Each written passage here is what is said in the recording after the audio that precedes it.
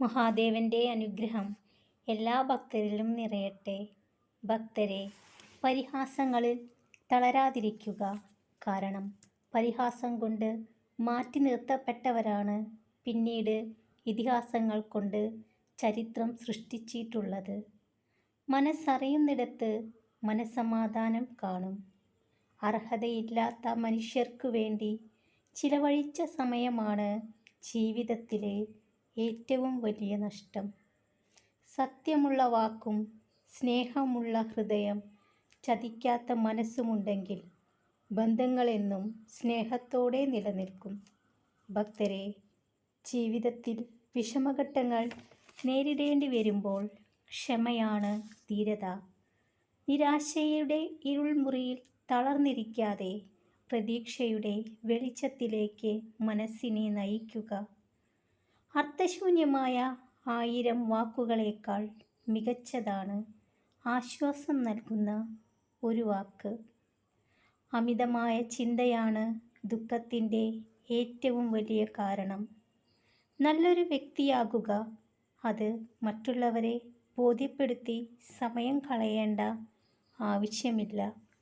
ഭക്തരെ, ഓരോ നോവുകളും ജീവിക്കാൻ നിങ്ങളെ പാകപ്പെടുത്തുന്നു. ഓരോ തിരസ്കാരങ്ങളും ഉയരാനുള്ള വാശി നിങ്ങളിൽ നിറയ്ക്കുകയും ചെയ്യും.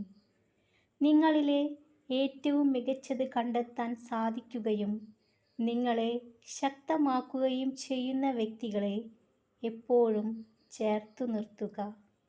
ഭക്തരെ, സ്വയം തുടച്ച കണ്ണീരും ഒറ്റയ്ക്കനുഭവിച്ച ദുഃഖങ്ങളുമാണ് ഈ ജീവിതത്തിലെ ഏറ്റവും വലിയ പാഠങ്ങൾ. അത്രമേൽ ചേർത്തു നിർത്തിയിട്ടും മനസ്സിലാക്കാത്തവരിൽ നിന്ന് പുഞ്ചിരിയോടെ തിരിഞ്ഞു നടക്കണം. നിങ്ങൾ ഉള്ളതും ഇല്ലാത്തതും അവർക്ക് തുല്യമാണ്.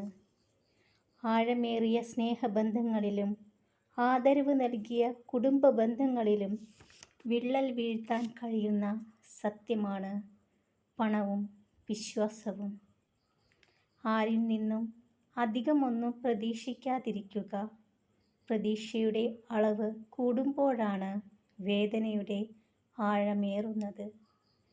നിങ്ങളെ ആത്മാർത്ഥമായി സ്നേഹിക്കുന്ന ഒരാൾ നിങ്ങളോട് എത്ര പരുഷമായി പെരുമാറിയാലും അവർ പിന്നീട് ക്ഷമ പറയുകയും നിങ്ങളത് ഉൾക്കൊള്ളുകയും ചെയ്യും. അർഹിക്കുന്ന പാത്രത്തിലേ വിളമ്പാവൂ, അത് ദാനമായാലും സ്നേഹമായാലും.